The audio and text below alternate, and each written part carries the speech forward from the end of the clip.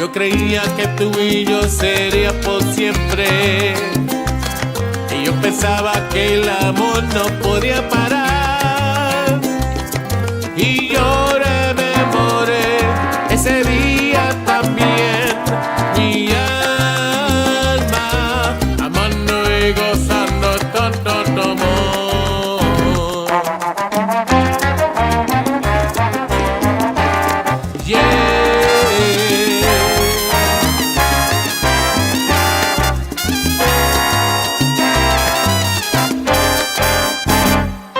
Yo creía que tú y yo sería por siempre. Y pensaba que el amor no podía acabar. Pero algo pasó, el amor se murió. No sé qué voy a hacer, no tengo ni poder. Y ahora me siento aquí solo pensando, recordando con tristeza tu amor. Ese día como fue cuando yo me enamoré, tu sonrisa tan hermosa como una playa al amanecer. El amor que yo sentí sorprendió lo rápido que me enamoré.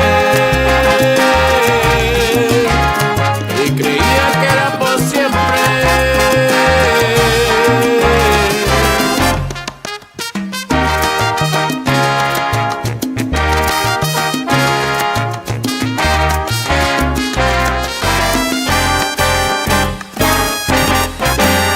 Yo sé que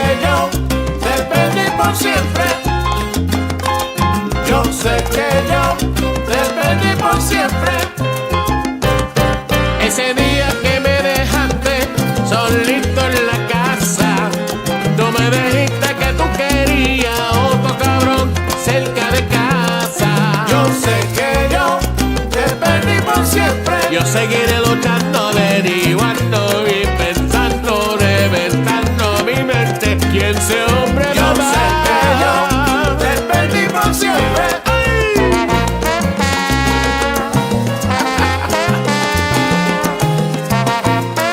Me dejaste solito, traicionera. Pues yo te voy a dejar también.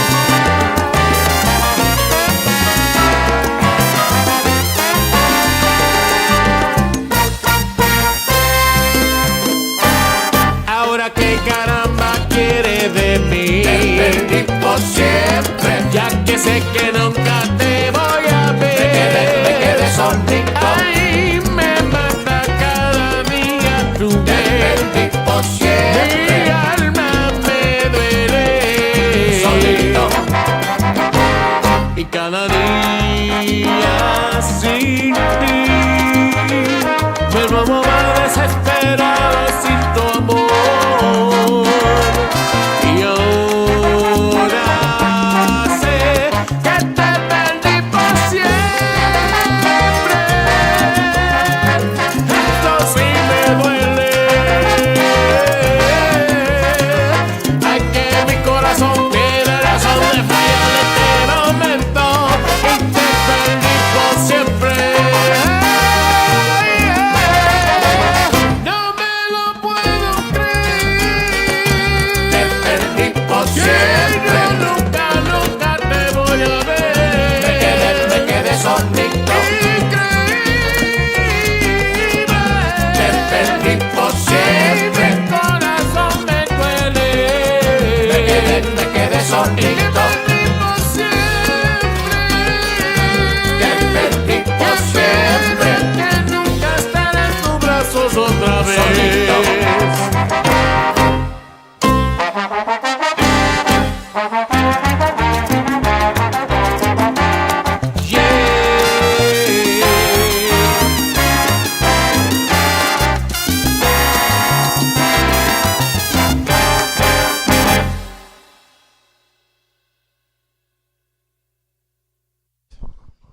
Right on.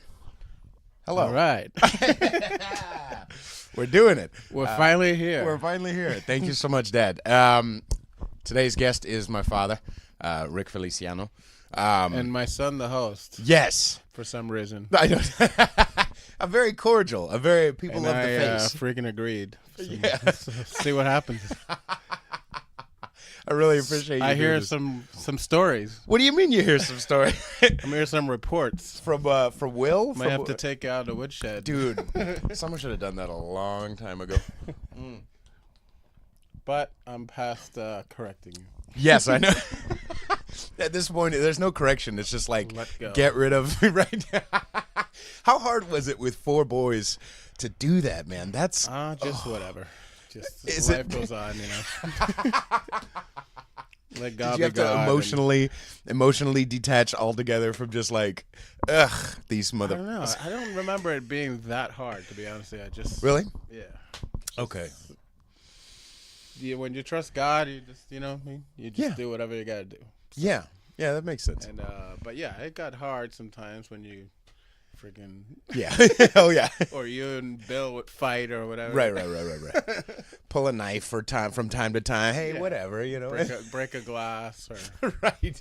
or accidentally or on purpose shave some some animal or something. Did we? Yeah, we probably did. No. I think Will haircut. pulled out hair from a guinea pig. Yeah. Remember that? Jesus. So those were strange. No, it's very strange. So the children of the corn. Yes, we were evil children. But other than that, it was normal living. Right. Well, I was excited to have you on for many reasons, but also partially because you've got an album. So I figured let's mention the album now and then at the end. Well, my band's name is Latin Rhythm Boys, and we have an album called Celebrando. It's Puerto Rican salsa with a jibaro twist. Jibaro is a term in mountain music, kind of like hillbillies. Like down Puerto in Rican hillbillies. But Puerto Rican hillbillies, mountain music. It connotes a feeling of family and having a good time and food, a lot of food, some drink, Right. but a lot of music and just family. And so we did a salsa album, all original music, having a great, fantastic time, and just but harkening back to those days have gone by, while looking forward to the future and claiming a stake in the new, and that's what we're doing. And we are kind of saying there's a West Coast salsa movement happening over here. Right. So there's because it used to be in the 70s, 60s, 70s, and 80s, and early 90s, it was New York. And we're from New York, or I'm from New York, or we're from New York. Right. And that's where salsa was. And salsa is still there, but there's a whole West Coast salsa movement, which we put the Bay Bridge right on our... Right, I saw that. We saw the Bay Bridge on our album, kind of saying this is kind of West Coast salsa. We're doing a whole new movement. We're right in the middle of a West Coast salsa movement, and it's not just us. There's a whole bunch of bands. Pacific Bombo, who just won a Grammy a couple of years ago. They're our friends, and there's a whole bunch of different bands that are over here that are doing fantastic stuff. Broken English remember? Yeah, Broken I remember Broken English. Broken English is a party band in Santa Cruz. Javier Muñiz. What up? What's up, Santa Cruz? So there's a bunch of party bands. There's a great salsa over here that kind of no one knows, but now people are starting to wake up. And so we kind of like have broken through the barn. The album is starting to blow up as far as streaming and downloading. Right. It's even showing up in India and Awesome. in Lebanon and the Middle East. Nice. With different sites. It's All crazy. right, then. Yeah. Yeah. And it's available Spotify, iTunes, everywhere. Well, YouTube. Geo7 in India. Geo7. Yeah. What the heck is that? It's a streaming service, and then there's a new Middle East streaming service called Angami. That's starting to blow, and we're on there. All right. We're showing up in the Middle East. Right. So Awesome. salsa, Latin Rhythm Boys in the Middle East. Very cool. Very cool. How was it when you were growing up, when you first picked up a trombone, you were like 13, 14? So no, I was younger. I was in the 4th grade. Wow. In Brooklyn, New York. Yay, Brooklyn. Yay, East Coast. Brooklyn. Pizza. Anyway. Yeah. Bagels. Brooklyn, New York, when music departments had money, when schools were smart enough to keep money funded, arts and music funded in the arts, school departments back east, especially in New York, changed lives like mine, changed the trajectory of our lives by handing an instrument to every fourth grader. Just like that. Because they did that, I have a career. Wow. Because they did that, I play today. Right. If they didn't do that, I probably wouldn't play today. Right. And schools today, don't get me on the soapbox, but Please. schools today, for some reason, they think only the brain. We're gonna only support the brain. Right. You know, I have a student, an adult student from India. He's an engineer at Apple. Right. And he solves all kinds of stuff. But sometimes he codes, and he runs into a problem. He picks up his saxophone, plays for a half hour, puts himself in a creative state, and then finds an out-of-box solution for his thing. Right. Descartes, Da Vinci, Einstein, all these guys were musicians. Hello, guys. Right. We don't solve problems with just our minds, school districts. Right. We don't solve all problems with just our minds. We solve it with a soul, with a spirit, with the whole man. Do not take away part of us. We solve with our whole mind, with our whole soul, with our whole spirit. That guy is solving all kinds of problems in Apple, and he said his secret weapon is his saxophone. That's amazing. That is not something that we would, that I would think would be natural. You know what I mean? But it totally makes a lot of sense. You know, people have this misnomer of musicians. Oh, they're dumb. Whatever they say. Musicians. What you don't realize is we are mathematicians and scientists. A lot of us are really good at math and really good at science. I had a really good I was in an electrical engineering thing for a minute. Right. I had a 3.25, you know, but that's not where my heart was. Right. My mind was there. My heart was not there. Right. And that's another thing. It's taken me my whole life to get to this point, to find out what the will of God is for my life, where I'm supposed to be, why am I here on this earth. And it's taken me up to this point for some reason, till late 50s, to finally culminate with this album and finally realize I have something to say before I go. Well, yeah, I mean, but and I've been playing my whole life. Right, none of it but it's been wasted. No, right? None of it's been wasted. In fact, it's all been necessary. But along the way, musicians and people get distracted. Right. They start out doing what they're good at. Right. And then we all get distracted by life. We all get distracted by earning a living, and we I mean, I meet people all the time that put away their instrument or put away their brush for paint, for painting, or put away their idea for writing a book. They give up their dreams and they're miserable. Right. You know? And they get distracted. I keep telling them, go back to what you're supposed to be doing. Find out that one or two things that you're really good at. Design a life out of that, and then everything else falls into place. As soon as I decided that about maybe 15, 20 years ago, I mean, I've had successes back then, earlier, but then I kept on getting distracted and kept on getting forced upon life, continued to force, to thwart everything. Right. And finally, I decided, the day I decided I am a musician forever for the rest of my life. Right. I am a songwriter. I am a horn player. And then one day I had to say I am a singer, because I didn't realize I was a singer until someone, I think it was Phil Driscoll, when I was recording an album with him, he said, you're a singer. It's like, no, I'm not a singer. I'm just, because and it took me 10 years to come to grips with, I guess I am a singer. But it's sometimes we believe a lie or whatever. Oh yes. Do you also think it's fear too? Because for me, like it's a sub way down in my belly is that fear of, like, I can't make it, I can't do it. What if I'm not good? What if I'm really good but I just don't get seen? Blah blah blah. And then I just feel like in little ways I make little decisions that add up to big decisions to just not go for it. You know what I mean? That's what happens. We get afraid of the moment. Like this moment that I am right now, I can't believe. I think 5 years ago. Here's the deal. I think God takes us, and I have to just bring God into it because that's just the way it is. Yes, sir.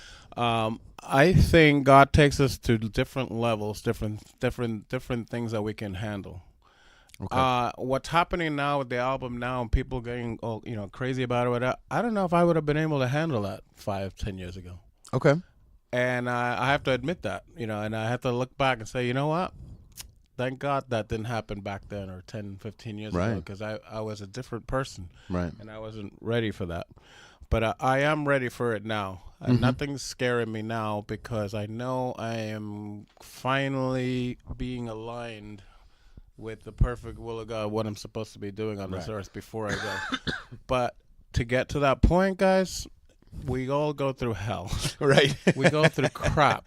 We don't just decide, I'm going to... Right. No, we go through all kinds of frustration. We come to all kinds of cursing out all kinds of people, including God. And just like, man, like, what the hell, man?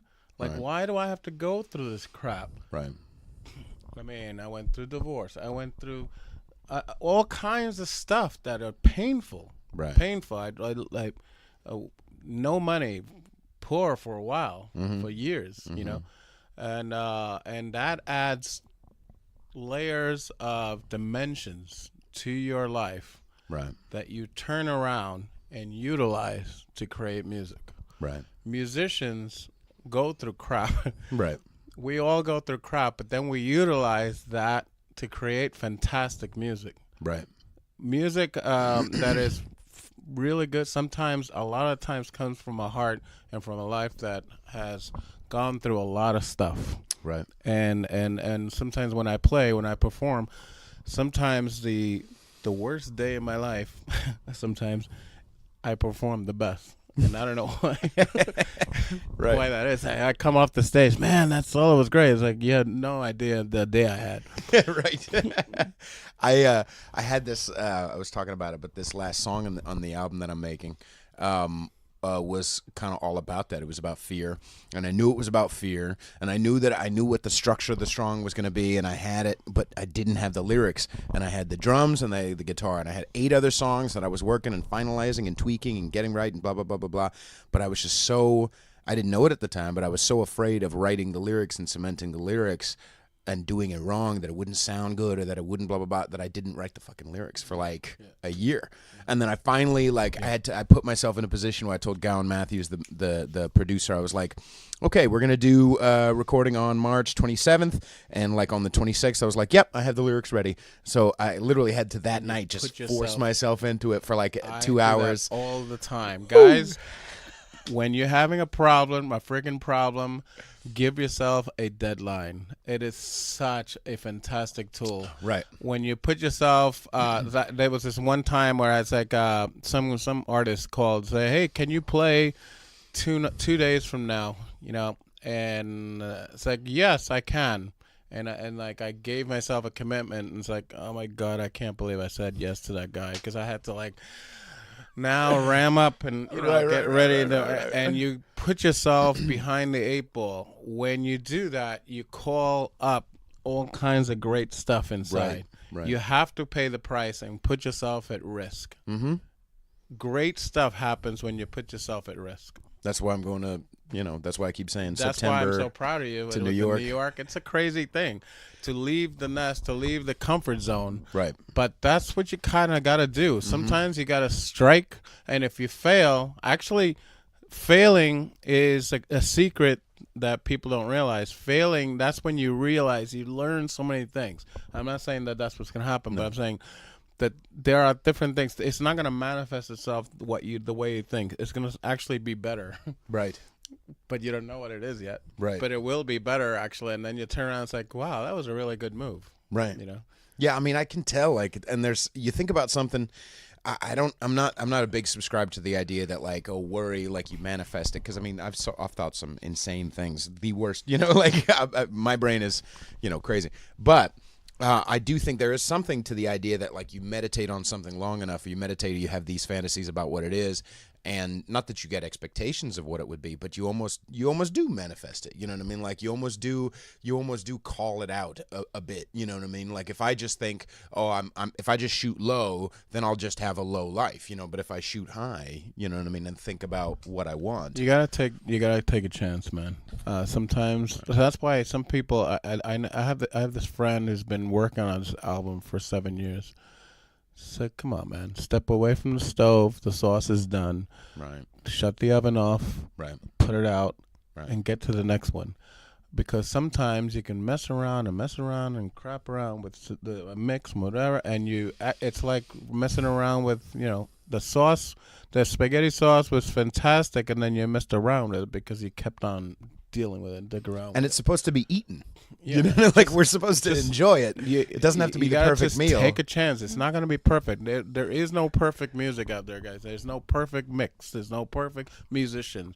We just are what we are. In fact, people love us with our imperfections. Shout out to my fans on the podcast. I mean, look at this imperfection. I know. Look at this specimen of imperfection. Dude, oh, God bless you, people. But we are. When we live real and live imperfected, I'm completely imperfect. Yeah. That's when, for some reason, when you live real, that's when the really good stuff happens. Sometimes I'm teaching a lesson and I get something wrong. I'm helping them and I get something wrong, and I have to just cop right to it right then and there because kids know when you're bullshitting, you know what I'm saying? So you'll be teaching a lesson. So I have to just say, you know what? What I just said there, ignore. I was wrong. Here's the deal. And they smile and say, okay, cool. And they learn that, you know what I mean? It was just a process. It's a process. Right. Because they are learning so much from me, but they also are learning that I'm not perfect. And they don't have to be perfect then. Right. They don't really have to hide who they are. Yeah. Yeah. There are some people who, and I'm sure you can speak vaguely about some musicians you know, about people who don't want to acknowledge that they messed up or who live all wrapped up in their ego. They don't. Eventually, I think it just stops creation. You know what I mean? There's this one trumpet player who shall be nameless, who was on a hit. I can't say the name of the artist either. But this artist won multiple Grammys. Sure. And he's one of my friends, and I did not use him on this album. He asked me, how come you didn't use me on the album? And I had to tell him, I have my musicians. What I really didn't want to tell him is that his head is expanded to the point of, he can't fit in the room. I'm just like...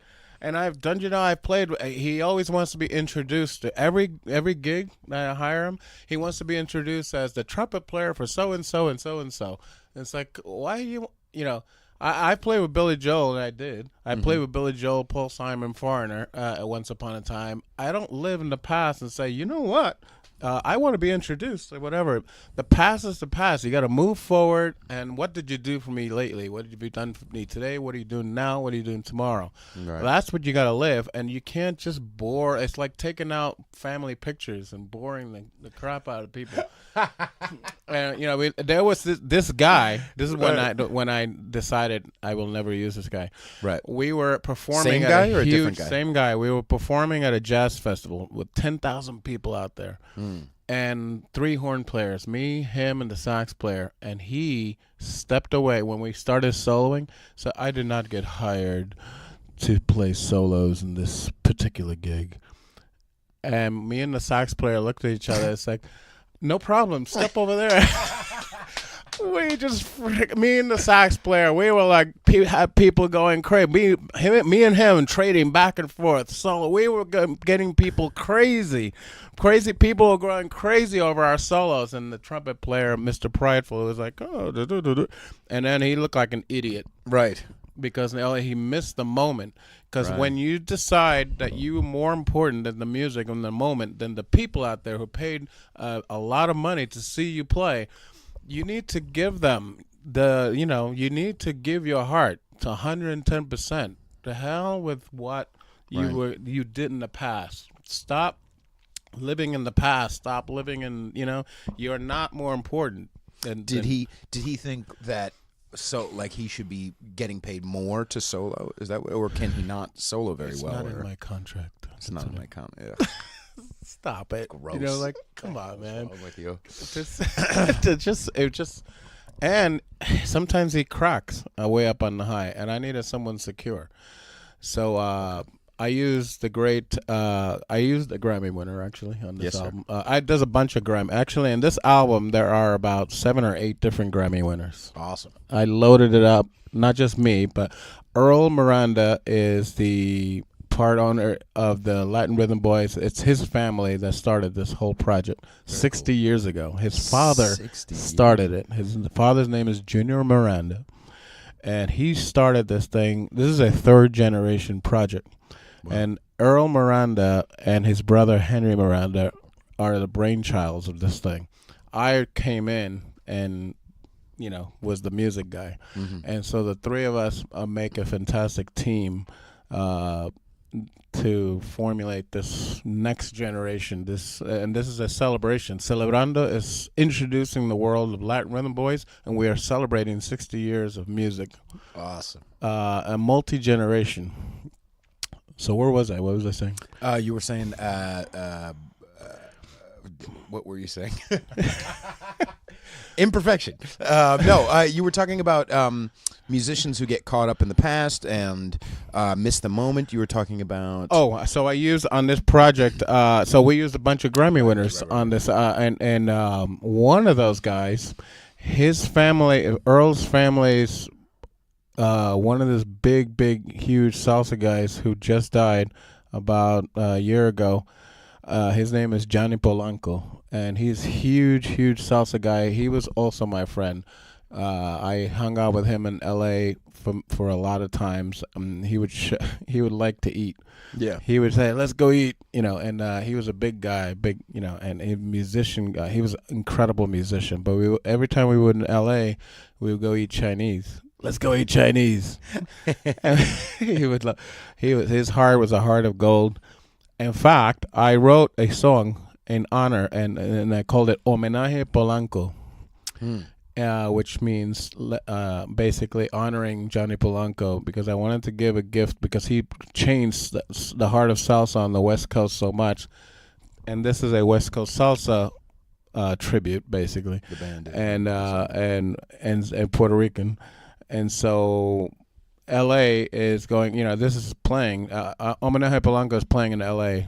Radio stations right now, and so people are loving it because that's kind of more L.A.-ish,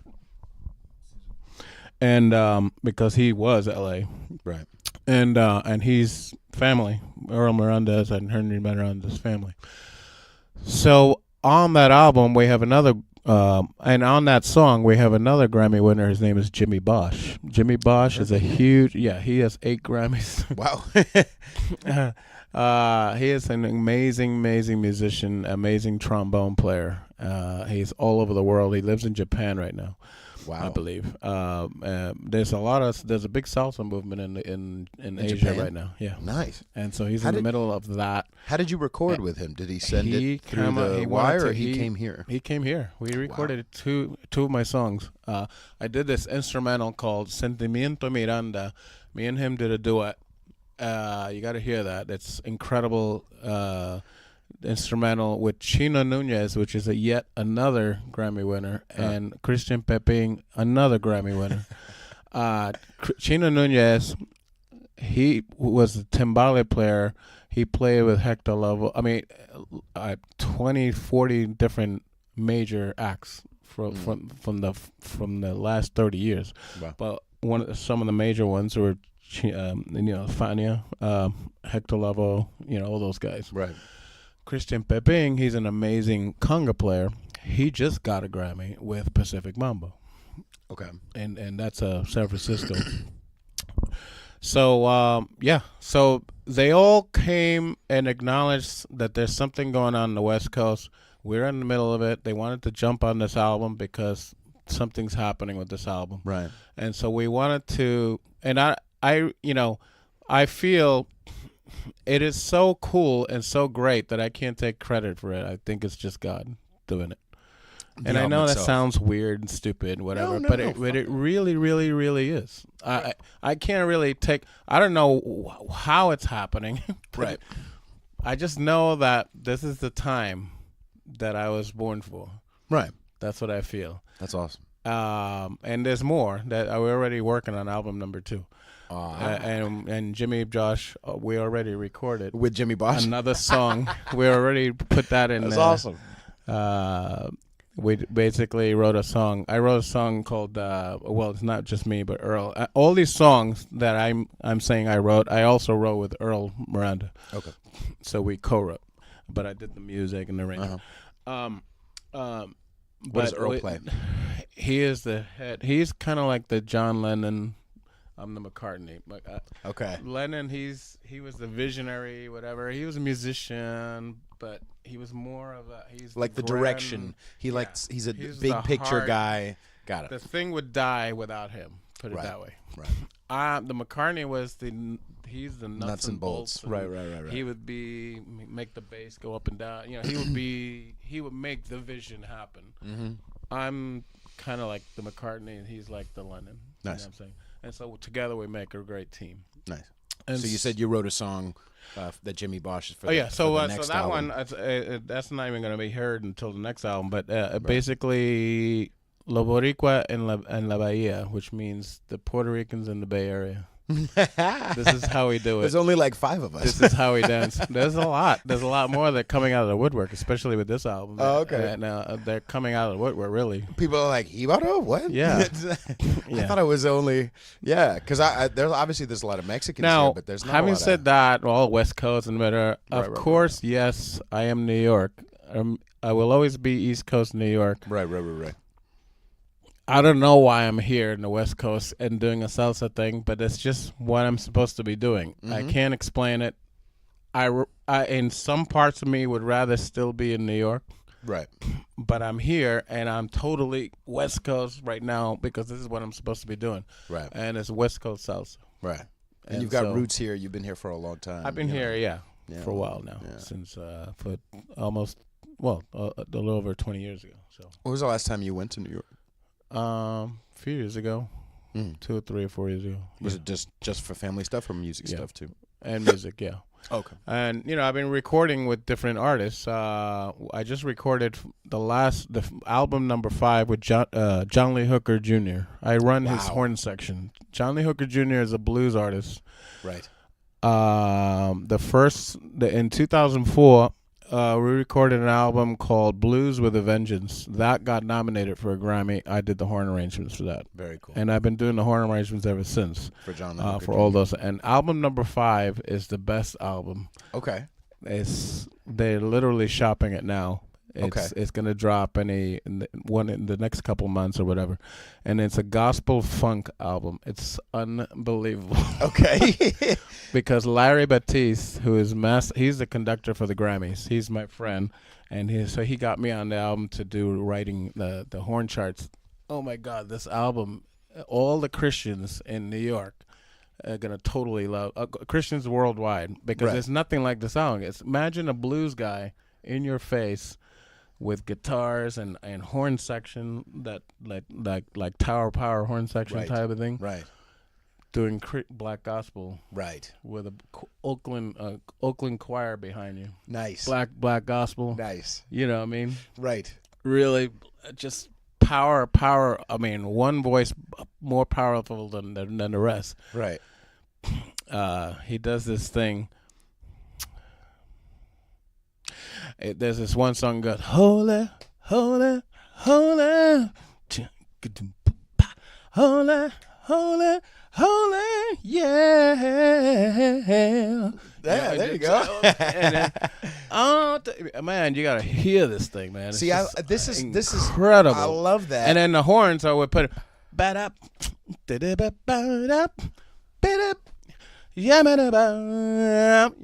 right. Ba-da-ba, See, that's awesome. that See? really, really cool horns that for some reason God gave me that. And it's Right. Oh my God. It was just, it fit like a glove, And so that album's gonna be amazing too. So I got 2 albums in the pot, one mine and one his, and so I'm gonna ride the wave. Right. This year, 2019. Do you? Because I want to talk about a couple of things, but number one, I just wanted to mention how much that's awesome. Like how too often I feel like. Maybe this is just kind of the white side of Christians, but like there's a lot of like the hymns and stuff, which has their place and stuff. But I love the I love the, you know what I mean? Like if I'm gonna go to a church, I want to hear that shit. You know what I mean? Like I want to hear that shit. In Upper Room Ministry, way back, Upper Room band, we had a happening church back in the day. Right. Shout out to East Coast, Long Island. But we had to your park, Dix Hills actually. Oh, Dix Hills. I'm sorry. Yeah. But anyway, that band and that choir. I mean, we had productions, and there was a lot of black church influence on that thing, and it was just powerful. And we just did whole productions in that. Now, why am I talking about that? Why am I not talking about Latin music? Because I am not just Latin music. Right. God gave me all kinds of things. Right. I sometimes do Latin jazz. Sometimes I do Broadway plays. Over here, we do Broadway. Sometimes we do commercials. I hate musicians that, I'm just classical, or I am just a jazz musician. Come on, man. Music. When is you know what I'm saying? See, when here's what it is. C Here's chord? what it is. Oh, I had this one guy. That D flat is really. It sounds more like a C sharp. It's like, what are you talking about, Mr. Prideful Moron? It's D flat and C sharp is the same exact friggin' note. Exactly. But I'm just so full of myself that I'm just gonna school you in the way. Do you feel? I feel sad for those guys. I feel sorry for those guys because they were so stuck to the book that they can't experience. Exactly. There's another musician that I can't name. He's a professor at a college, and so he knows way more than I do. Right. And he lets me know it. Ugh. And he will solo so correct that he just There's no soul in it. There's no soul in it at all. It's like, man, can you just eat a chitlin or something? I mean, we're doing John Lee Hook. I had to redo. I had to say, okay, see ya, and I had to hire another. Wow. I had to hire another trumpet player because he just couldn't do it. We were doing one of John Lee Hooker, just one song, because the guy that I had got there couldn't do it. We finally got Bill Ortiz. Bill Ortiz is an incredible trumpet player. He's played with everyone. He just played with everyone. I mean, there's the other trumpet player we use. Forget his name, but he did John. He was John Huey Lewis and the News band for years. For years, cool. Trumpet player. But this guy, he's black too. Right. And he couldn't do that. He was just so educated and he was just let's tune. So okay, we're tuning, but like we have this machine, and we're ready to, and everything was just so by the book that by the time we started recording, the guy had no soul whatsoever. Right. He was just so correct. That is correct the way we did it. So yeah, but it's missing something. Right. Need some and balls. I try to be nice. How many take? I mean, was there? Oh man, there wouldn't have been even there, something like. We were there an hour, and it says this guy's not gonna. Let's stop wasting the money and just get somebody. And so one of the few times that the horn section, because usually I get really good horn, but at the last minute the other guy had an issue, family emergency, so I had to get some guy. This replacement was not a guy. I thought he was, No. Do you feel like what causes people on that trajectory? Is it just?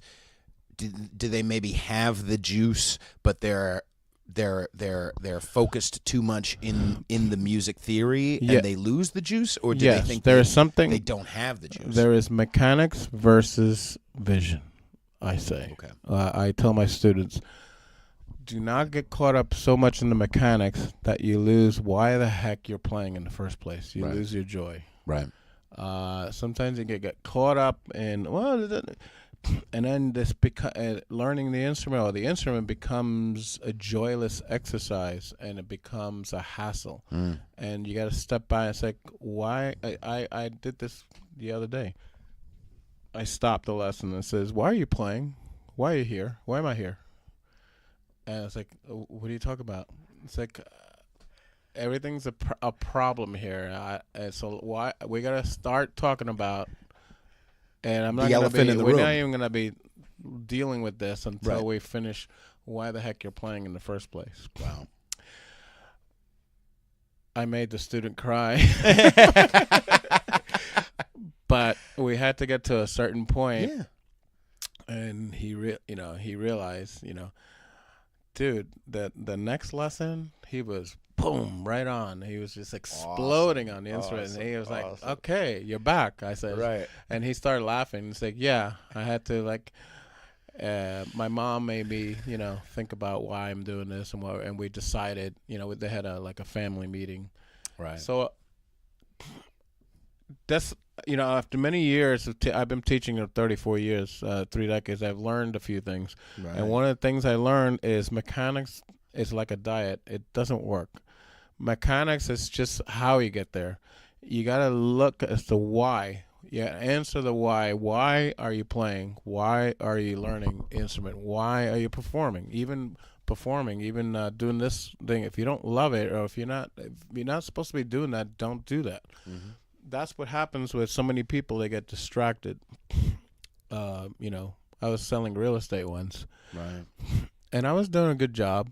Right. But there was this other guy who was doing an unbelievable job. He could do it in his sleep. Right. And that's how I am with music. I could do it in my sleep. Right.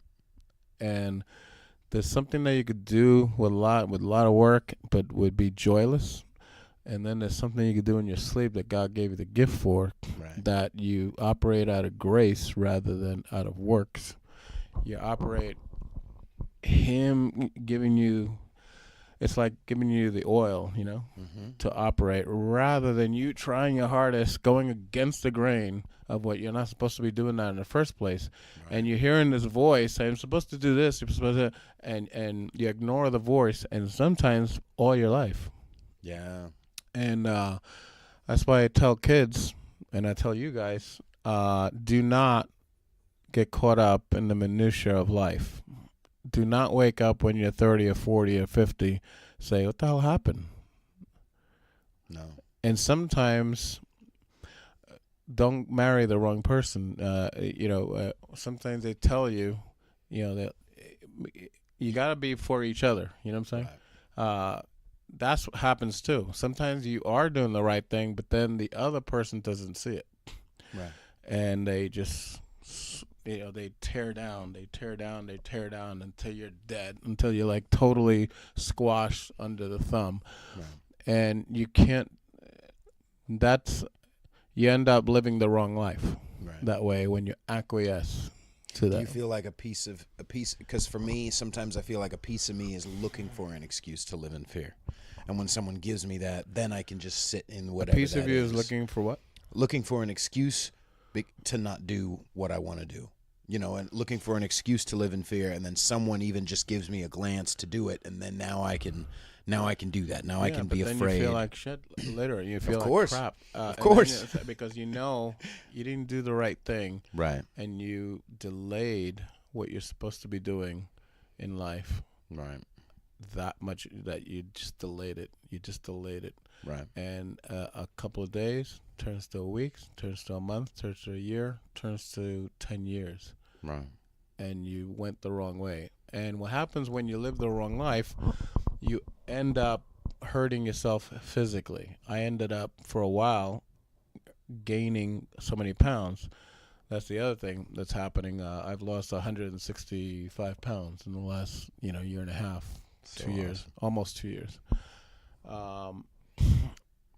When you control your tongue, it's like a rudder of a ship, the Bible says. You control your tongue, you can control your whole life, And when you yield yourself to gluttony, and eating whatever with no restriction, you hurt yourself physically and spiritually, and also your whole life. I remember a year and a half ago, which was 2017. I remember the summer of 2017, being in sandals, being 452 pounds, and barely finishing a show, like in pain. And you were performing like a show. I was twice performing a week, all over the times? place, Right. yeah. And I was finishing at the third set. I was literally hanging on to the microphone stand, looking like crap. And this project was already in halfway done, and I had already been working with all these people, and I was looking at failure, not because of my music, but because I was out of control in my eating, and in my I was looking at failure. I was looking at not being able to fit on an airplane seat or two. You know what I'm saying? I remember traveling. I did a show in Algeria, Northern Africa, and somehow God was merciful on me. Every time the plane was full, we did show with John Lee Hooker Jr. The plane was full except for the seat next to me. Now that was mercy, and that was okay, great. I lucked out, but God shouldn't have to do that. I should actually do the right thing and actually lose weight and not have to try to. I barely made it to the terminals because I couldn't walk hardly. Right. And it was just not a good look. Right. So I was doing all these great things, but it was not. I was barely surviving there. Right. And so I had to really get a grip. And finally, I had this guy Tony Baker, who's my coach. He had lost. He's a professor at trombone at University of North Texas, and he lost about almost 200 pounds. And when I saw that picture, I almost cried. It's like, okay, so there is possible because I had lost all hope, and I was seeing failure come in the face there. And so, how can I have this career and be in pain like this? I can't do it. No, I don't see myself traveling through Europe or it. I can't do it. It'd be impossible. It's impossible. And then finally, I was able to lose all this. So now I'm back in shoes. I'm at and I'm able to. And I've seen you perform like this new person, and you're running around the stage. I'm running around. It was impossible for a long time. I got memory. I could never memorize the lyrics of songs, even songs I wrote. I could never memorize lyrics. As soon as I lost 50 pounds, all of a sudden my memory came back. Weird. My memory. I didn't know. I thought that was. That's the way I am. I can't memorize. Oh, I hate that's the way I am. And I hate that. I found out that that's not the way I was. It was my stupid weight.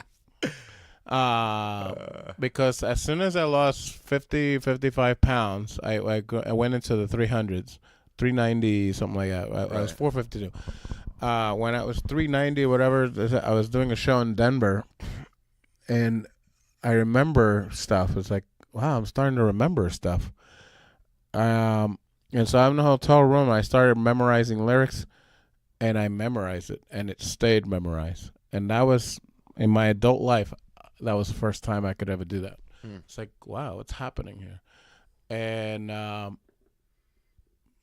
it's been like that ever since. Now all of a sudden I've memorized 40, 45 different songs for our live shows and stuff. And so, isn't that weird? Awesome.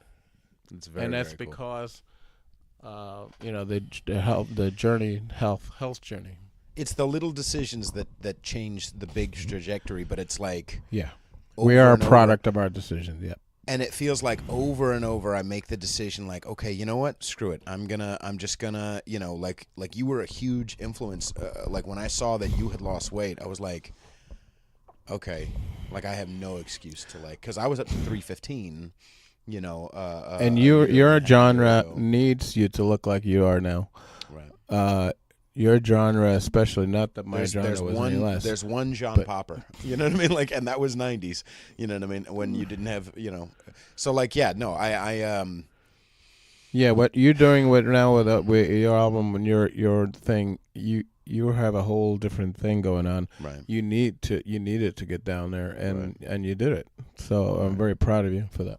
No, thank you for the influence and the coaching me through it and all that stuff. It was. Yeah, I thought it was impossible for a long time. I thought that's just who I am, That's just who I am as I'm a smoker. That's just who I am. I'm just this. And it's just that bullshit lies we tell ourselves. God, I hate that shit. Yeah, it's wrong. Yeah. Oh, it's that thing you were talking about, the rudder. You know what I mean? Like if I say it over and over, I am this, I am this, I am this loser, I am this fat guy, I am this. It's a lie, man. It's really is a lie. Yeah. Yeah. Speaking of which, as far as my album, thank you for arranging and performing the way you did. I want to talk about that for a second. How does that sound? It sounds I haven't really heard it. Unbelievable. I sent you the tracks, well, I mean, I heard once we tweaked the I didn't baritone. I didn't hear the tweak. Okay. I always want the baritone up too high, ladies and gentlemen. Well, because I have an untrained ear. I don't know what's happening. I just like to, it just sounds so that fat brassy. Yes, but it's like someone that named. I should go nameless.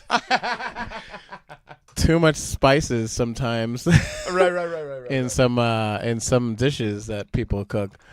I love that spice, but you can totally overblow it, and it overwhelms the dish to the point where it seems so subtle, though. I mean, maybe it's not subtle to you because you've been doing it for a long time. But a Barry sax, yes, sir, needs to be under the radar there. Just supporting. It's supporting. It gives the horn section guts. Okay. It's not unless it's supposed to be the main thing. There are songs that are the Barry sax, especially some of the early '60s stuff. That Barry sax was the main thing. But then that's that. Your stuff needed the horn section needed to be here. There are certain mixes that and some things needs to be under the radar. Right. Yeah. So as I was just saying, and as you guys have probably heard, so my album is coming out in August, and it's gonna have 9 songs, and 2 of them my dad did horn arrangements on and played. And we got great horn players on there too. God, yeah. What's the Doug Rowan is the saxophone player. Okay. And the trumpet, was it Mike Galisatis? Yes. Mike Galisatis, the Greek god, I call him. And he did just regular trumpet and piccolo. That piccolo and trumpet. He played that piccolo trumpet, though, motherfucker. He did a great job on that piccolo trumpet. Oh my god! Because I heard this thing. Well, you'll hear his album, but I heard this classical piccolo trumpet. It's like, so I asked him, "Hey, can you play piccolo trumpet?" It's like, I just happen to have one here. It's like, okay, I'm gonna write this piccolo part. Wow! And so I wrote this classical piccolo part, which, once again, see musicians, you should not just say, I'm only a jazz, whatever. You need to be everything. Because thank God I had classical training way back in the day that I played classical, because then I could draw from classical, even though I'm not a classical musician today. But you can draw from that. Right. And so because I could draw from it, you're able to add it in. So you should never limit yourself. When I first sat down, when you went in, remember you came in to a gig I had at Amelie Wine Bar. Shout out Amelie Wine Bar in San Francisco, and you came and we sat down. That was great, by the way. You should go to that wine bar. It's great, yeah. He does a great job on there. Thank you, sir. We had and then you had the tracks on you have a little 4-track kind of similar to this where you record. Yeah, my glorified pencil. Yeah, exactly. And you recorded, just hearing your idea for that, I mean, obviously the rest of the songs were amazing, but that freaking, what is it called? The Reveille part or whatever? Oh my God. I was like. Yeah, I was singing the part. I said, this is what I'm going to sing. I just want to get his approval, his buy-in.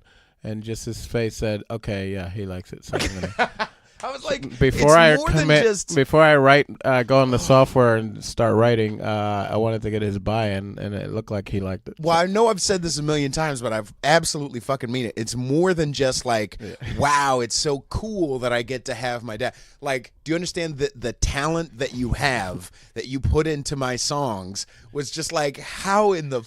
like, what? You know what I mean? Gift. It's the gift of God. It's Really, so really have amazing. nothing to do with it. How quickly, have to for that obey. Reveille part, how quickly did you have that? 5 minutes. Because I wouldn't have thought that. In a Maybe million even years, less. wouldn't I have thought sang that. it. I sang it in, and it sounded good. So then writing it down took like an hour because I was going back. So I liked everything I sang, so I wanted to do it exactly the way I sang it. So thank God I did. I had, I don't know what Beethoven did back in the day, but thank God I was able to sing it in, and then I was able to Go back. But then I had to go back and piecemeal it, write it in what I was singing. You know, Do you so ever that forget took like parts? an hour. Do you ever forget, like, you write and you're like, shit, what did I hum like 45 minutes ago? Fuck. Well, yeah. Sometimes I've had things that I had to, that I forgot, and it ended up being a better. Right. Sometimes it's the way it is. Sometimes it's you're supposed to forget it. Right. But yeah, that was unbelievable. Which is a painful lesson I've learned. There was this one show I did way back in the day, but when I was writing for the church upper room, when I first learned about computers, it was back in '85 in the dinosaur age and the Pleistocene era. I didn't know that you're supposed to back up stuff because computers were still new. Computers were still new. Right. I wrote this whole show and it deleted it. And I had 2-3 weeks before the cantata show to come. So we ended up rewriting everything, and it ended up being better. We did it in 4 or 5 days. Okay. And it ended up being better, and that's why I learned my first lesson about sometimes it's meant to be. Right. And I was saying to myself, thank God I had to rewrite it because this is way better. Right. And so sometimes that's just the way it is. You have to trust. You have to trust God. You know, sometimes you have to trust. Right. But yeah. So that's what you got to do. What was your experience with? Can you tell the stories of playing? How did you play with Paul Simon? And what Billy happened Joel? was, back in the day in the church, we knew Liberty DeVito, the drummer for Billy Joel. He was our in for that whole thing. And just from doing gigs or from? Yeah, from doing stuff. And so Billy Joel loved, and I think he still loves the Long Island fishermen. Yay, Long Island fishermen. Yay. I used to fish out in Long Island, me and my dad. It was great. Like on Robert Moses or like further out? Everything, yeah. In Montauk, all the way down Block Island. Okay. Shout out to Block Island. Ronkonkoma? No, I don't know what the fuck. Brentwood. Yeah. But that's not Emilio's. That's what we need to talk about is garlic knots. Yes, that's next. But anyway, as it deteriorates into food. That's really New York all it is. food. We need New York food. Can you send us New York Please, food? for the love of God. East Coast food. Anyway. That's why I'm moving. What was I saying? Sicilians. That's the Sicilian slices is what you were talking about. No, we were talking about Liberty DeVito. Oh yeah, Liberty DeVito. Long Island fishermen, that's it. Right. So Billy Joel does these shows for Long Island fishermen because he wants to support Long Island fishermen because they're a disappearing breed. Right. And that was back in 93, back in 1993, 94. And so we did this, or 92, and we did this. So he would do this major Montauk shows in the Hamptons, but really towards Montauk there was this farm that could hold like 20,000 people because it had like a little ridge. Wow. And so literally, he would hold these shows for 2 weeks, and so he needed a choir. Because he wanted to do everybody has a dream. Everybody has a dream. That wasn't one of his major hits. But then he wanted a choir behind. Everybody has a dream. Right. All the 3-part harmony. Where was he going to get it? So Liberty said, well, I know some choir people in Go Us. And so we go in there and we provided the choir. Right. So we're rehearsing. Our first experience, by the way, with Bill was he drove up in this yellow motorcycle. Okay. And was it like Kill Bill, where he had the yellow? It was just like so. But he acted. He acted like he wasn't anyone. He says, "What are those guys doing over there?" And this guy drives up, and me and my sax player, we realize halfway through it, we are talking to Billy Joel. Nice. But he wanted to make believe he was not Billy Joel, just to be a weirdo. Yeah, just to freak us out. Right. So that was our first experience. We said, well, we're rehearsing up there, and as I'm saying to him, I was like, he knows that. Yeah. So then he takes off his helmet and his glasses. Hi. That was our introduction to Billy Joel. Right. So we're rehearsing up there. We finally started rehearsing the stuff. Paul Simon walks in, and he's literally this high. Short. Yeah. Really short. And right. His son was there. His son is a great guitar player, and his son, I think, was taller than he was. But Paul Simon is like, so that was cool. He comes up to the piano. We're discussing vocals. Billy's on the thing, and then Paul Simon's there, and we're talking. And Paul Simon asks Billy, "Hey, can I borrow the choir?" It's like, "Yeah, for what?" And so Paul Simon had this thing called "Home at Last." He had this hit in 1968. Home at last, home at last. And so it's like, yeah, let's do that. So we do that. Nice. So we got on to Bill. So because there was a show, there was Paul Simon, Foreigner, Billy Joel, Don Henley from the Eagles. He was there, and the other one was Anticipation. That girl, Carly Simon. Oh, okay. Which, by the way. Yeah, please. Behind the stage, she's throwing up. Oh, no. I had the privilege of handing Carly Simon a bunch of paper towels. Oh, no. Before she goes up on stage. Do you know why? Because then I always do this. She's just complaining, really embarrassed. I always do this before I go on stage. I always throw up, and I really vowed myself not to throw up, and I can't. I'm so sorry. And I'm no problem. And people like handing her stuff to clean her. She goes on stage and freaking kills, man. She was the people were. She was incredible. It's like that was the same person 2 minutes ago is throwing up. Wow. So I learned something. I say, okay, you can get really nervous and really sick, nervous, and still kill. Wow. And so she says that's her routine. Jesus. I get nervous, but I don't get that nervous. Well, it was 20,000 people. ABC cameras were filming and everything, Yeah, right. So it was, a real show. It was real shit, yeah. But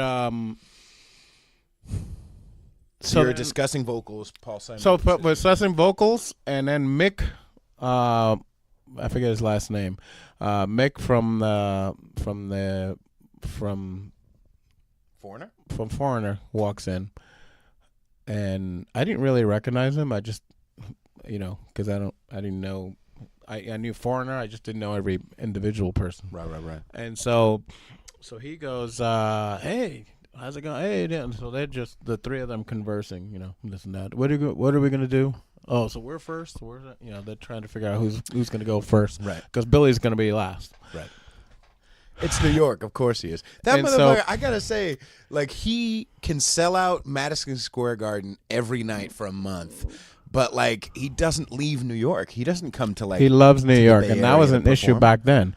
In fact, that's a whole nother story. Well, I'll get to it in a minute. Okay, all right. So pause that for a Okay, second. yes, sir. But Mick from the thing, he says, "Hey, can I borrow the choir?" Because he wanted to do. I want to know what love is. Right. I want you to know, homie, whatever. the Show thing me, was. yeah. I want to know what love is. And so we went in Mick's bus. He had a bus. And me and my other choir person, we're working out parts with Mick in the bus. Wow. At the last minute. Right. Because it's like 2 or 3 hours later. So we had, I had the choir people, "Hey, this is, we got to sing this. We got to sing this in an hour. With Foreigner. Right. We just got this, so we just got look. Just Fuck it, we're gonna do it. Just, and so How many we did people it. in the choir? Oh man, it was great. And guess who was with us every single time?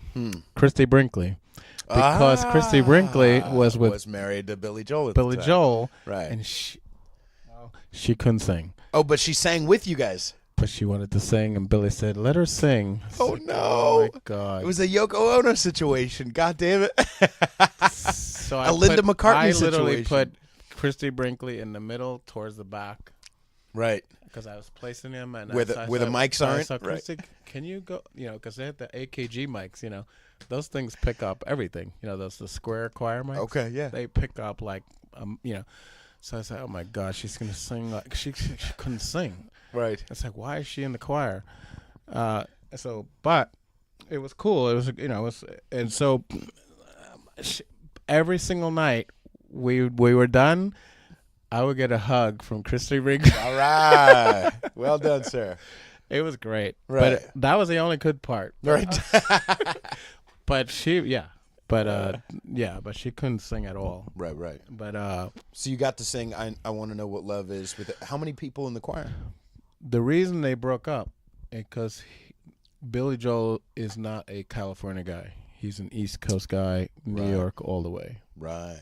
And so it was an issue back then. Oh, okay. He was talking about she wants me to go to California. He would say that.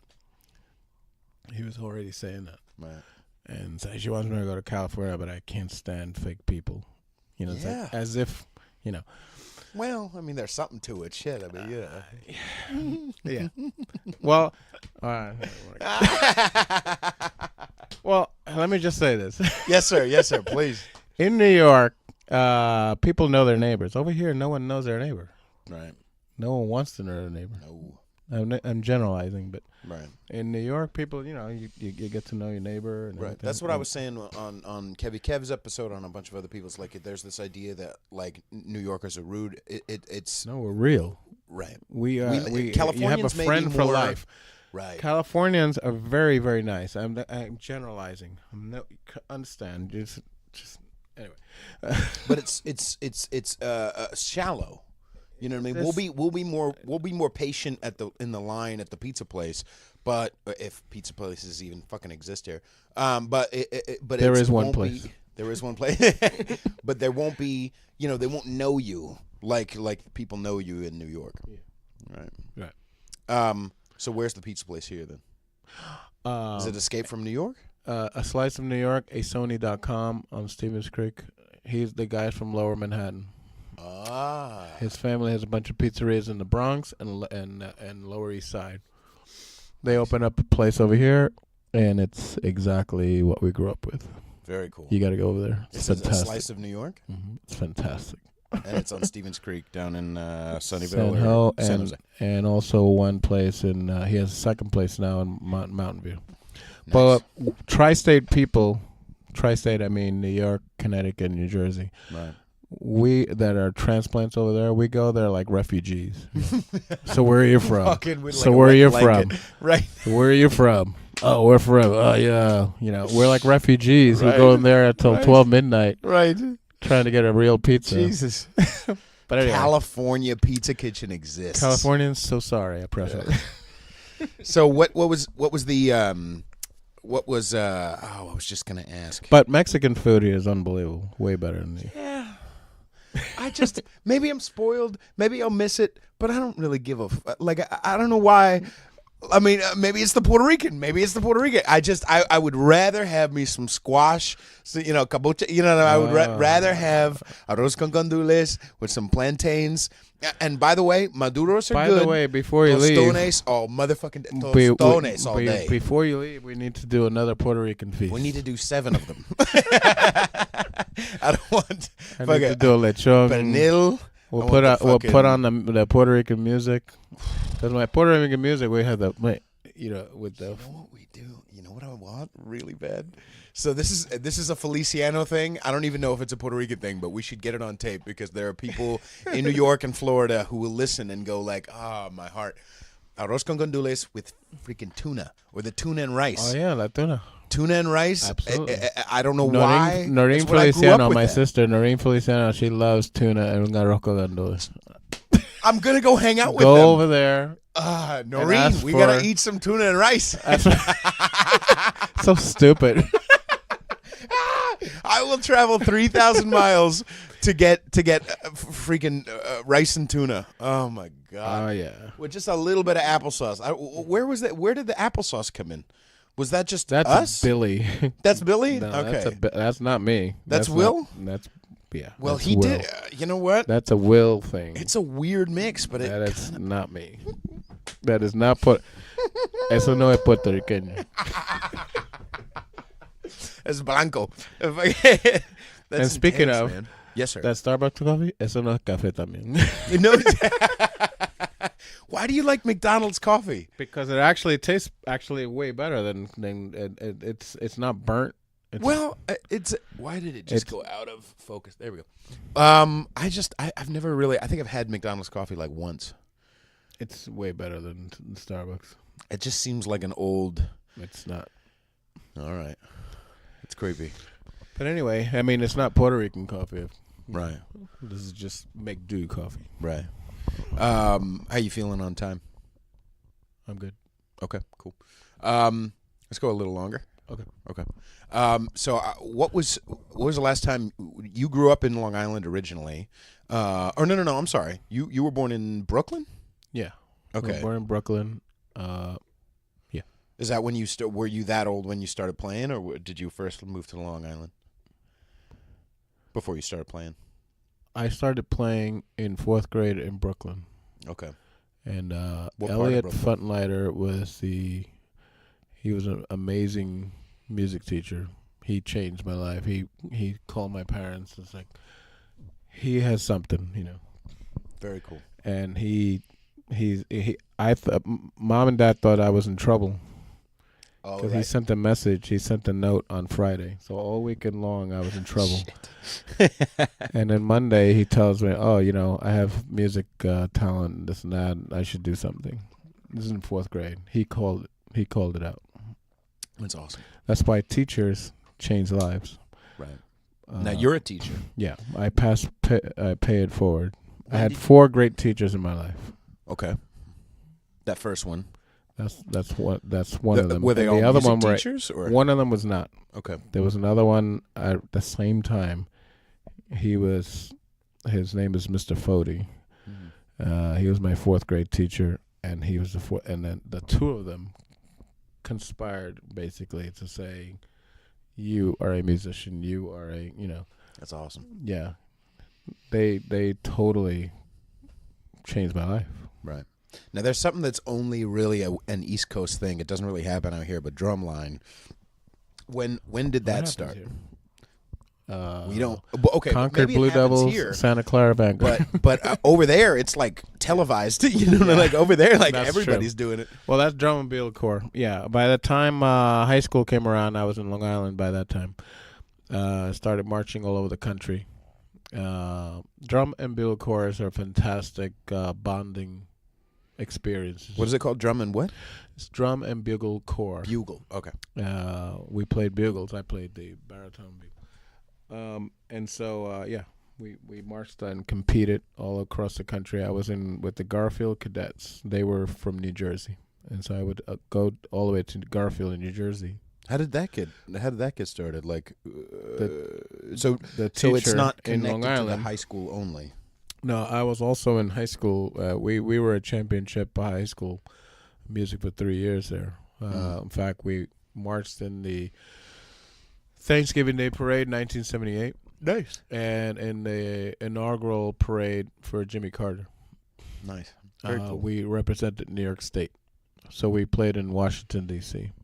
Very cool. One of the 50 bands in 1977, January 20th. And it was 25 degrees. There was ice on our horns. Jesus. That's how cold it was. The valves were freezing. Right. I had to constantly blow. Oh, yeah, because you get the water condensation. Not only that, it was freezing. Right. If we didn't do that, it would freeze. Right. So the condensation would freeze. That's so creepy. Yeah. So that was a big. Maybe that's part of the whole.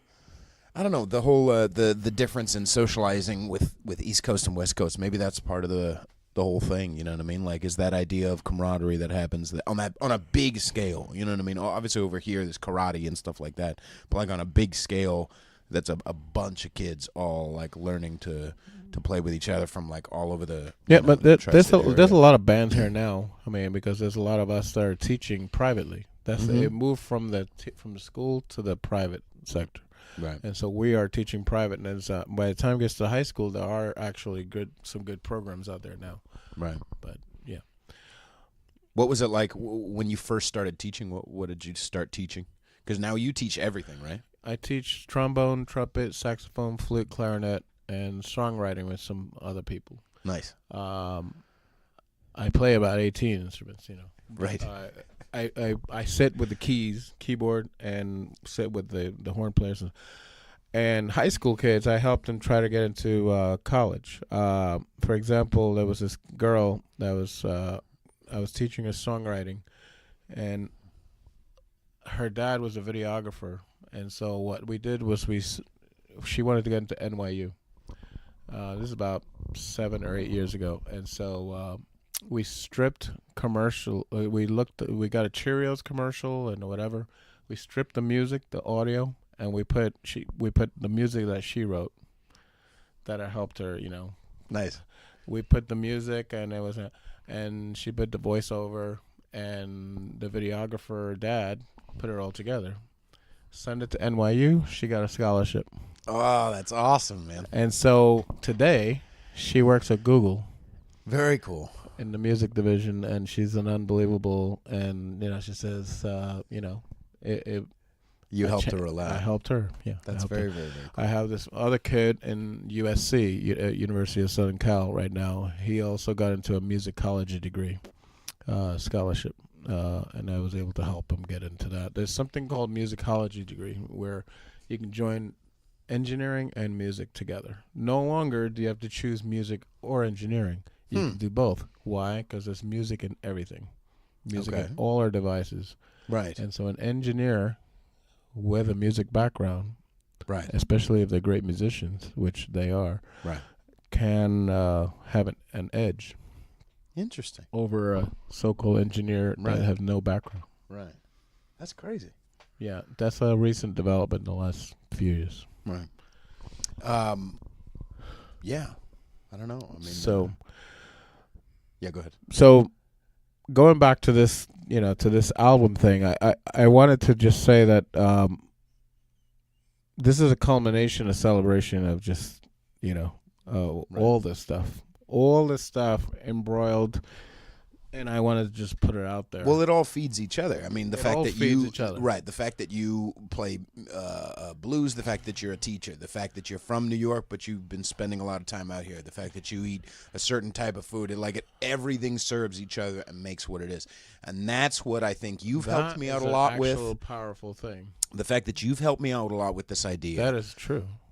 The idea that my experience matters the way it is. Yes. My message, whatever it is, the 58 different messages, as filthy as they are, my message matters, my experience matters. Yes. And I don't need to be a fucking anybody else but who Nope. I am, because my Yes. voice matters exactly as Well, it is. I'm so glad that you got that message, because I'm that's still trying to learn it though. It's so hard. I'm still learning it. I still have to freaking learn it myself. It's like, and these days I've gotten pretty good at it.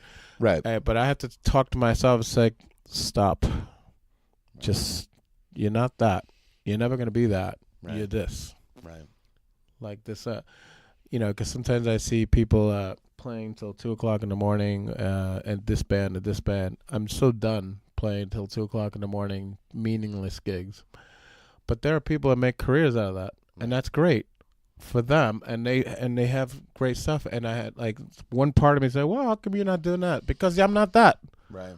I am not that. I am this. Right. But it took me a while to sift through all that, and start being true to you. You got to find you, and then obey it. You got to go all the way.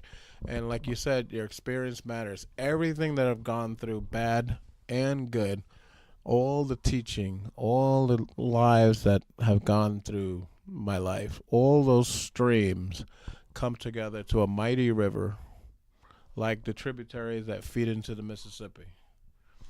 Oh, they all become this mighty thing. And I believe that's what Latin Rhythm Boys' Celebrando album is about. It's a culmination of my life, Earl's life, and all these band people, all these music people that are joined in with their thing. Because Jimmy Bosch, he did a great job on this. Chino Nunez, he has a whole life. They've all lent their talents to this whole thing. And so there are some people that are saying that this could earn a nomination, a Grammy nomination. And I last week I submitted the project to I'm a voting member in both the Latin Grammys and the Grammys. There are two different houses. I don't know if you know that. Two different societies. For example, if you have credits in regular, in fact, you're going to have credits soon. Okay. You can then apply to become a voting member in the regular Grammys. After when you have a UPC, I'll help you sign up for the regular Grammys. And also you have to be these days you have to be recommended. Okay. So I'm a voting member, so I can. All right. Let's see if maybe you piss me off or not. We'll see how the episode comes up. But anyway, so I submitted it to both. I'm submitted it last week to Latin Grammys to make consideration. That doesn't mean that it is up for a nomination.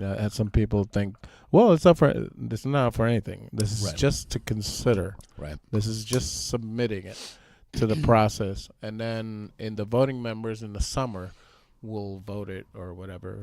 Right, and it's the same type of thing that I've been thinking about. We've been talking a lot about is, okay, now you've had this culmination all to come together. This album, your album, blah blah blah. Okay, all this work, this matters. This is great. This product is great. Now we set up the different avenues of how to get the the royalties and the revenue, blah blah blah. Now people need to listen to it and people need to share it. So what is the best way that people can go find it? Right now it's available everywhere. And what I mean by everywhere is about 29 different digital stores worldwide. Both streaming, download, and physical CD ordering. Okay. So the most popular ones are iTunes, Amazon, Google Play. Then there's, of course, streaming. There's Spotify, Napster.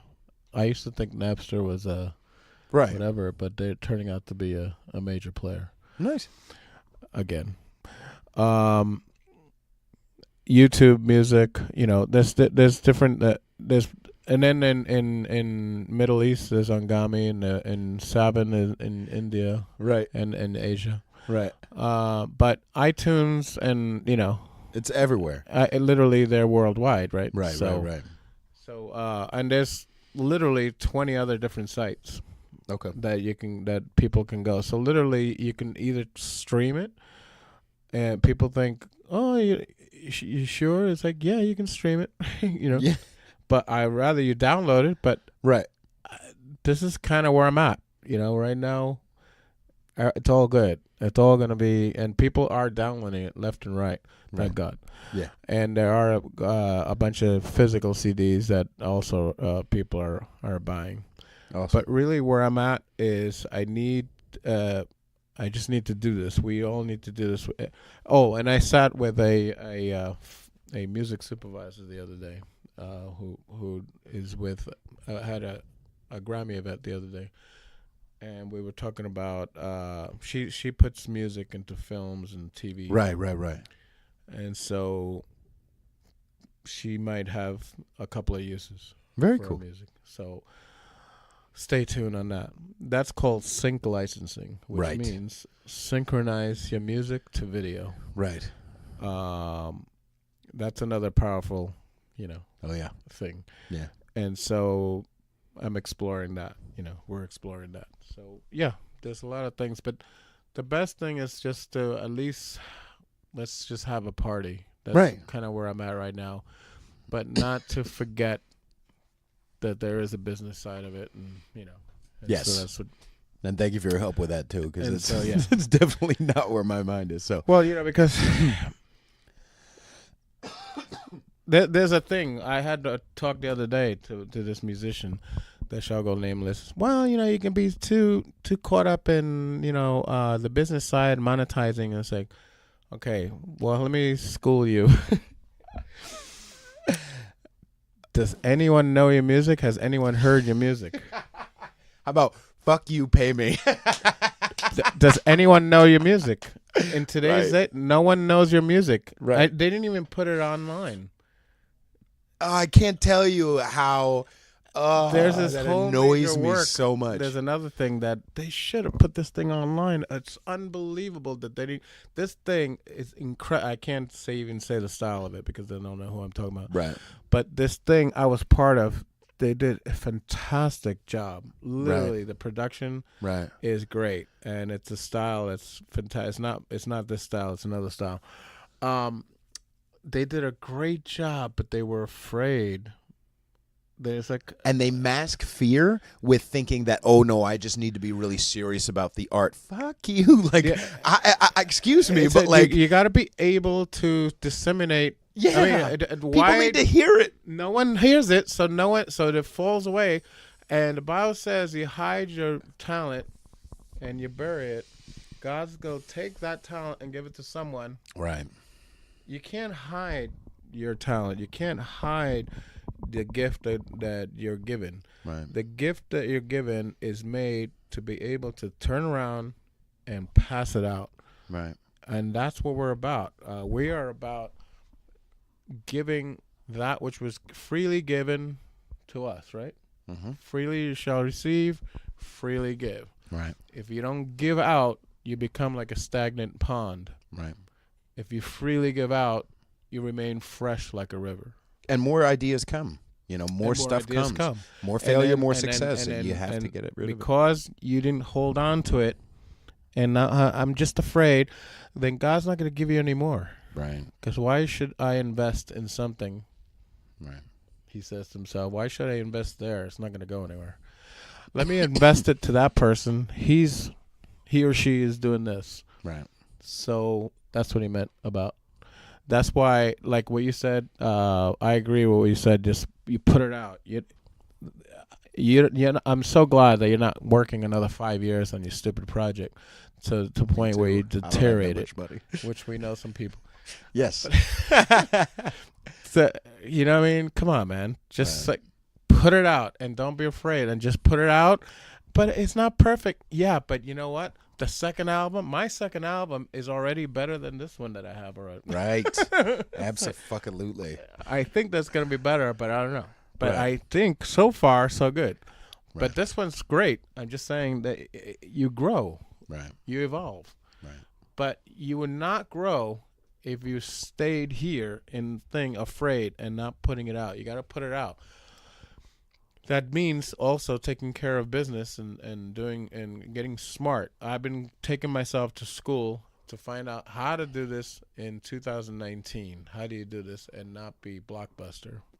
I'm trying to be Netflix, not Blockbuster. Blockbuster said, we're not worried about that. And it's like, yeah, well, you're dead. You know? Right. You can't put your head under, you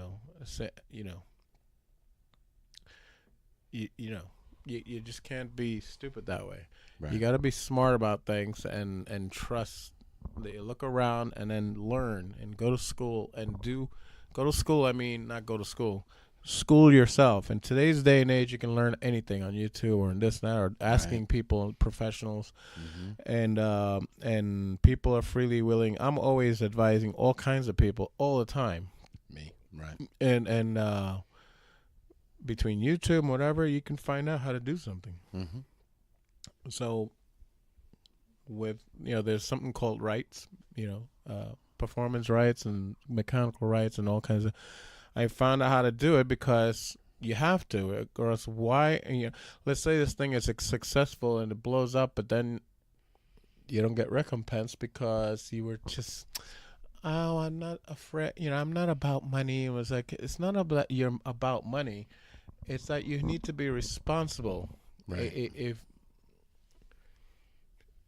it's not godly to actually mishandle your finances. You know what I mean? It says you're worse than an infidel. You're actually supposed to handle Right. your shit. You know what I'm saying? You're Right. supposed to handle your stuff. Well, and the reality That is is this. actually godly. The reason why I mean, I have a Patreon and people support me, and people are going to be paying me good fucking money for this album. But the reason why I don't perform more, I mean, I perform like 2 or 3 times a week, but the reason why I don't perform more, the reason why I don't have more ads put behind this podcast is because I have to work hard outside of it. If I'm not paid for my music and my podcast, if I could just support myself on this, then that would feed this gift, this artistic gift, even more. But I have to spend time drive an Uber, or I have to spend time serving at a restaurant. Like, the idea that I shouldn't be that's a silly idea. You know what I mean? You get paid for what your gift is, and it'll feed the gift.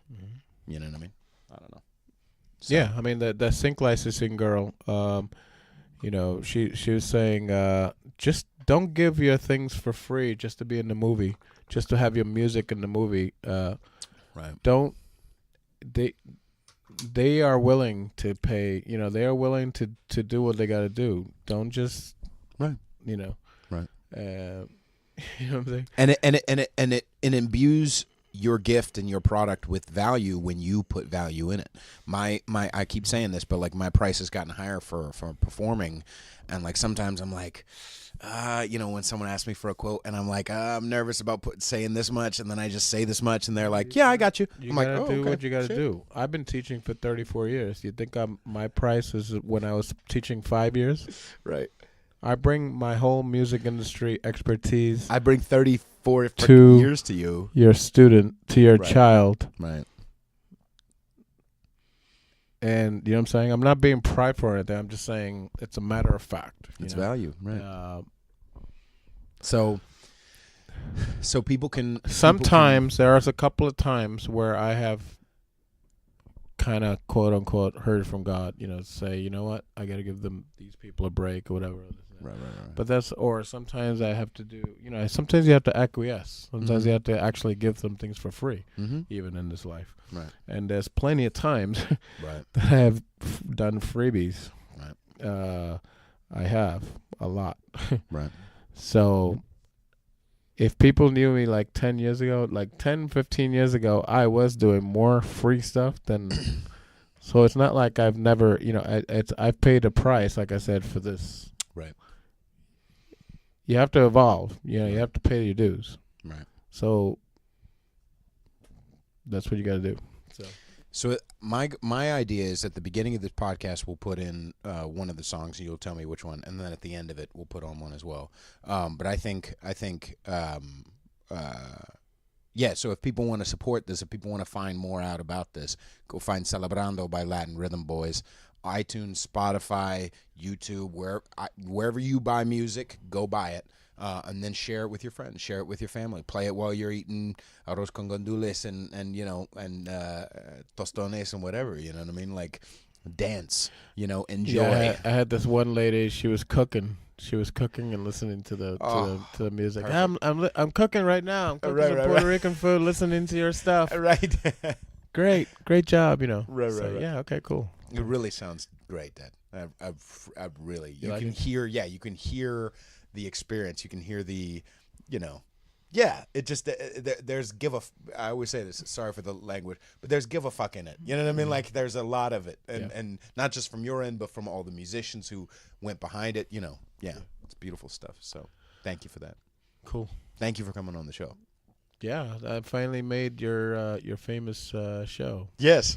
Get the younger crowd, younger younger audience. demographics. Yeah, we need the creeps. I need the creeps to buy my music. This is definitely where you The younger find them. the young fellers. Right. You can support this podcast at patreon.com/conservatish. Find me on Instagram at Peter_Feliciano. Go like my Facebook page. And what else? Yeah, I think that's it. Go ahead. When is this coming up? I'm actually thinking of putting this out on Monday, if you're done with that. Okay, because I have a show. Okay. I have a show on May 17th at the Turf Club in Hayward. Okay.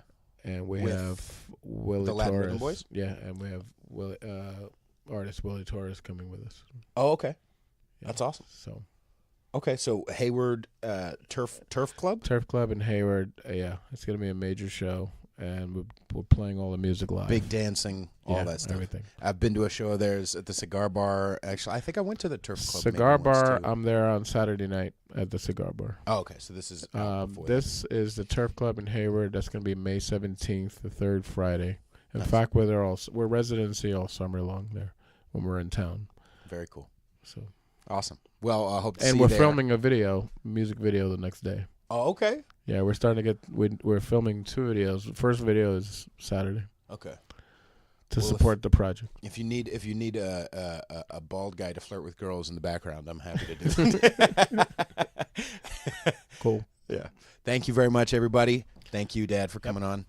Ric Feliciano, ladies and gentlemen. All right. Bye.